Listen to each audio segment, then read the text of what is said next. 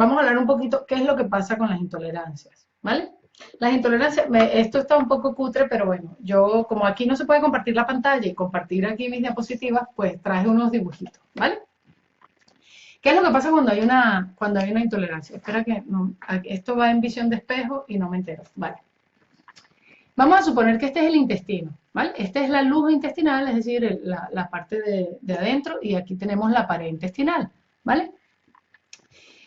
Las células en una mucosa intestinal sana están unidas, ¿vale? Y tienen unas microporosidades por las cuales pueden pasar los nutrientes una vez que son digeridos, ¿vale? Una vez que están digeridos, vienen del estómago, pasan al intestino, y cuando llegan al intestino delgado, que se tienen que absorber, ¿vale? Esas sustancias, por ejemplo, las proteínas no se absorben como proteínas enteras, se tienen que digerir, degradar hasta aminoácidos, y entonces los aminoácidos, que son unas moléculas mucho más pequeñas, son los que pueden pasar a través de estas pequeñas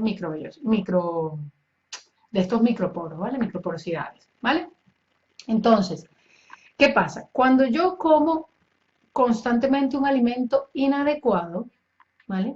Tenemos que la población de bacterias que debería haber aquí en el intestino de forma natural, lo que llamamos la microflora bacteriana, tiene lo que son las bacterias buenas o los probióticos, ¿vale?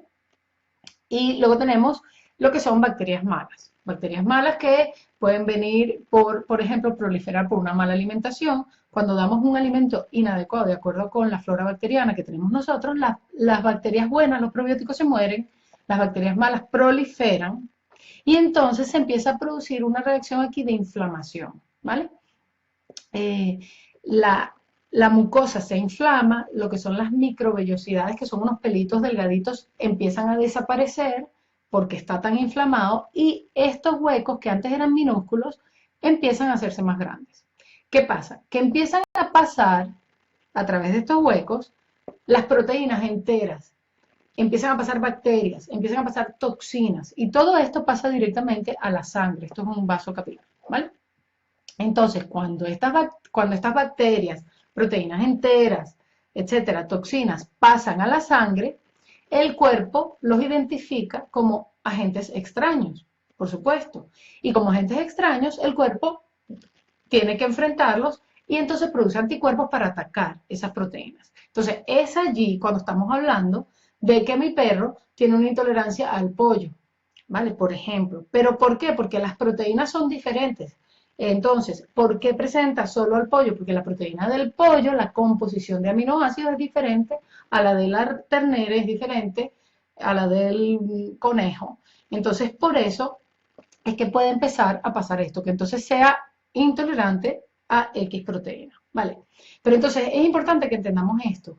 Esto se produce generalmente se puede producir por una infección bacteriana o viral también, porque yo tuve Carolina, que no sé si nos está viendo, Carolina Solano, tuvimos a su perrete, que era un barfero de toda la vida, y de repente empezó a presentar intolerancias. Pero es que no fue de repente. A él le dio una infección, no recuerdo si era viral o bacteriana, Carolina, ahora mismo, pero bueno, lo que sucede es que frente a estas infecciones, cuando se puso una gastroenteritis muy fuerte, la mucosa también se altera y la mucosa también queda inflamada. Y entonces se abren estas microporosidades de nuevo, se abren, y empieza el perro de un día para otro a presentar una intolerancia al pollo cuando él toda su vida había comido pollo. Estoy diciendo pollo por decir algo porque ahora mismo tampoco me acuerdo a qué era intolerante, ¿vale?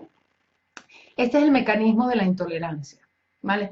Entonces, también cuando hacemos un tratamiento, por ejemplo, con antibiótico muy agresivo, ¿qué pasa? Los probióticos, la bacteria buena, la microflora, se muere y empiezan a proliferar bacterias malas. De nuevo, se producen toxinas, se inflama la pared, se abren los huequitos y empiezan a pasar las proteínas enteras, ¿vale?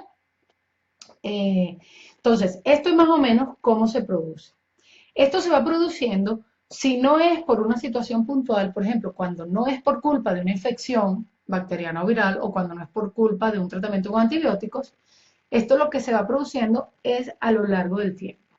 ¿Qué quiere decir esto? Perros alimentados con pienso, por ejemplo, que es un alimento inadecuado porque no se digiere adecuadamente, porque luego el alto nivel de carbohidratos hace que prolifere en las bacterias malas y no las buenas. Esto va generando un proceso de inflamación crónica. En algunos perros, desde que son cachorros, empezamos a observar estas reacciones, ¿vale? Pero en otros perros a lo mejor les toma 2, 3, 4, 5 años y de repente empiezan a presentar entonces las intolerancias. Todos los aditivos que traen los piensos, colorantes, toxinas, todo eso afecta a la flora bacteriana. Todo eso hace que se produzca esto que se llama, al final de todo esto se llama intestino permeable, ¿vale?